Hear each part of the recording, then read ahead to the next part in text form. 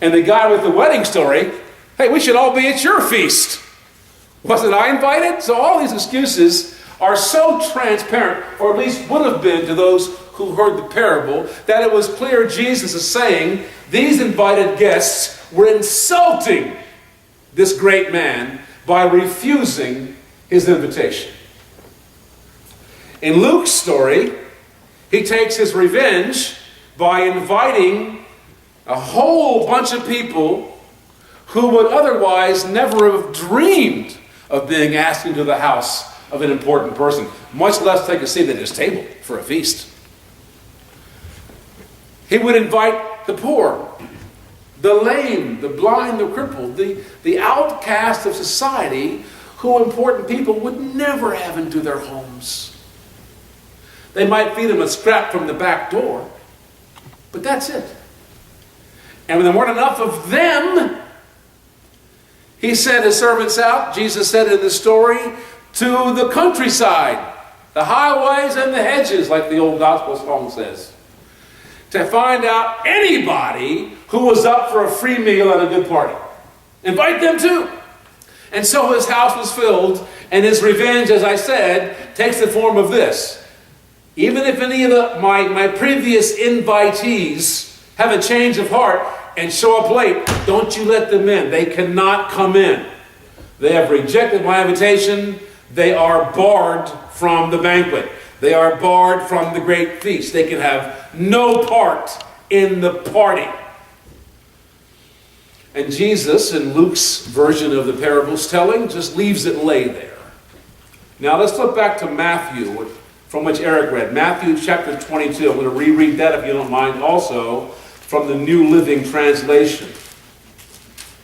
Same story, I think, told on a different occasion, under different circumstances. In this case, Matthew sets this parable a day or two after our Lord's triumphal entry into Jerusalem.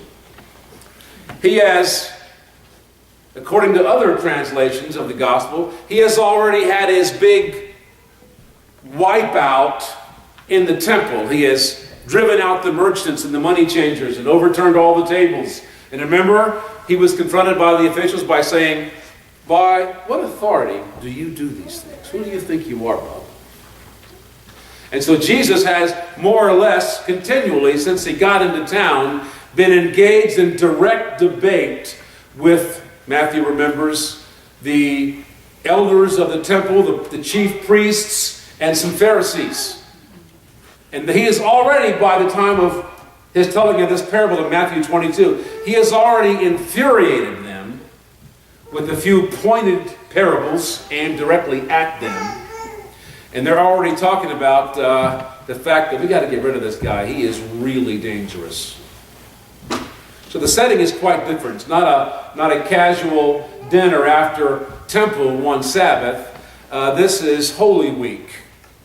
And the same people, the crowd is gathered, Matthew remembers, and these same people, with just a few days, will demand Jesus' crucifixion. But as he always did, Jesus seizes the moment to tell this story. So here we go. Jesus told them several other stories, this is Matthew 22:1, to illustrate the kingdom. He said, the kingdom of heaven can be illustrated by the story of a king who prepared a great wedding feast for his son. So in this version of the story, it's not just a great man, it's a king. And this is not just any feast, this is a royal wedding feast to honor probably the successor to the throne. This is a really, really big deal. Many guests were invited, I'm sure all the right people. Many guests were invited, and when the banquet was ready, he sent his servants to notify everyone that it was time to come, but they all refused. So he sent other servants to tell them, hey, the feast has been prepared. The choice meats have been cooked. Everything is ready. Hurry! But the guests he had invited ignored them and went about their business. One to his farm, another to his store. Others, though, seized his messengers and treated them shamefully, even killing some of them. Now, don't forget, this is a parable. It's not supposed to be realistic. Then the king became furious, I guess so. He sent out his army to destroy the murderers and burn their city. And he said to his servants, the wedding feast is ready, but the guests I invited aren't worthy of the honor, so go out to the street corners and invite everyone you see. So the servants brought in everyone they could find, good and bad alike, and the banquet hall was filled with guests. Just like the other parable to that point, with a few interesting embellishments involving some murders and military raid to wipe out a whole city. The king was met. Why was the king angry? Well, because he had been insulted. This refusal of a king's invitation, it isn't done. You just don't do that. I mean, when the king says, you're invited, he means you're commanded. Be here. And these invited guests declined the honor, thereby dishonoring the king, who took, in this telling of the parable, his awful revenge.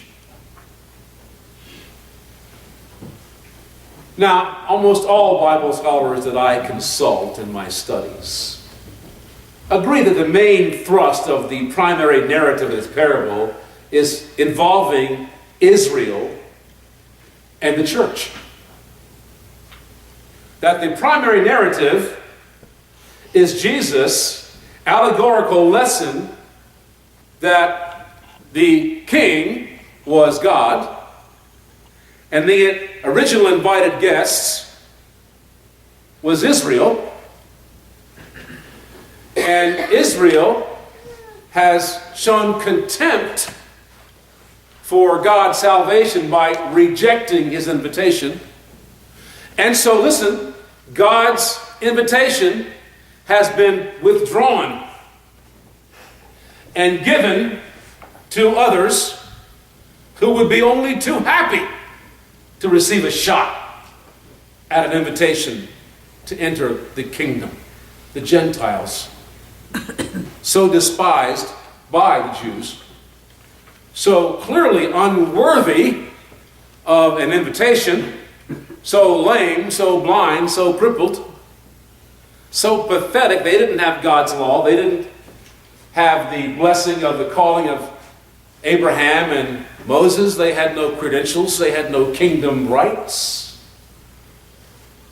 And this stung the Pharisees. Now, if we took the parable just at that, we'd have a good lesson in theology. Now, by the way, Marv and I were talking about this last week. This passage, and others like it in the New Testament, have given birth to a debate which has raged in the church almost since its inception. And that is now, got a name, Marv brought this up in our discussion last week, you ever heard replacement theology? Or supersessionalism? Doesn't that sound fancy? In our church today, we talked about supersessionalism. Yeah, it's the idea, and it is championed by some people in ways that are so blunt that they offend many other Christians. The idea that this is a prophetic oracle by Jesus. It indicates that Israel will be replaced in God's economy by the church. And all the promises given to Israel in the Old Testament have been transferred to the church. The people of God is no longer a nation. It is everyone, Jew and Gentile alike. Now, that's an interesting topic, and Marv will teach the next adult elective, and it might come up, Marv. Wouldn't it be fun if it does? Good chance. Yeah. Yeah, it's interesting, isn't it? So here is the case. It certainly sounds like this passage, Jesus is suggesting something like that. Not only have I withdrawn my invitation, you won't be allowed in if you get a change of heart and show up. Yikes, we say. So that's an interesting theology, and worthy of discussion, and I'm sure we'll get to it when Marv teaches that elective next Sunday school term. But what about us? What about us, those of us, we, who live between the already and the not yet? Those who see this story as historical and eschatological. Does it have no meaning to us in the present? I believe it does. And I believe it does primarily by what Jesus tacked onto the end of it. Now, some scholars wrestle with this. They suggest that Matthew added this parable, the version of this shorter parable, onto the parable of the wedding guests. I won't get into that discussion, but in Matthew's gospel, after Jesus pronounces the parable of the wedding guests, he adds these verses beginning in verse 11. But when the king came in to meet the guests, who were the guests? These people, everybody, good and bad alike, but the servants went out and dragged in. All right? Who are these guests? When the king came in to meet the guests, he noticed a man who wasn't wearing proper clothes for a wedding. Right away you say, well, they weren't ready for a wedding. I mean, they were doing their business in the streets. We don't know what they were up to. What makes you think they should have wedding garments? By the way, what are wedding garments? You know, I've been to a few weddings where somebody walks in like, oh man, doesn't this guy know this is a wedding? Yeah, I have. Does he think this is a picnic? What's wrong with that guy? Have you no sense of propriety? And some scholars say, well, it may have been simply that. These guys didn't even bother. This guy didn't even bother to clean himself up. He just came in like, he didn't even run home and change his pants. He just brought his old dirty knee jeans and his sweaty work shirt to the wedding feast. Others have suggested, and this is, I've never seen this in Scripture, Marv, you've probably heard about it too, but some scholars suggest that there was a slice of that culture which, in the case of a really great rich man, a wedding feast would include festive garments that you were given when you walked in. Hey, we're so glad you're here. Go into the cloakroom. We've got a garment specially made for you for this occasion. Right. I don't know if it's true or not, but it sounds interesting. Probably. And it seems to make sense. We have something that was clearly in keeping with this great event. And whatever the case, this in this parable, don't forget, Jesus, the king, comes into the room to see all those who've come to invite, to welcome them formally to the feast that they weren't expecting. And he sees this one guy who sticks out like a sore thumb.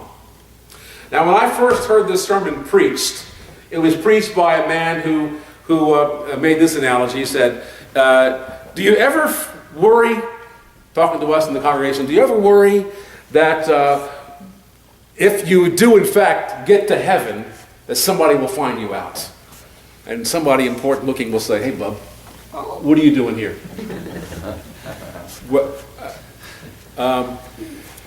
And I used to dream about that when I was a kid. I was so frightened by it. And here's the case. This guy clearly is among those who've been invited. He was out there in the fields and the streets. And he heard the invitation from the servants. The king is giving a great feast. All are invited. And he came along with all the others. But for some reason, this is a parable, remember. For some reason, either he didn't properly clean up, or change into appropriate garb, or he wasn't assigned, there was no wedding garment for him, and he's clearly out of place. Now the king in this story is very gently calls the man friend, just like Jesus called Judas friend. Friend, where are your wedding clothes?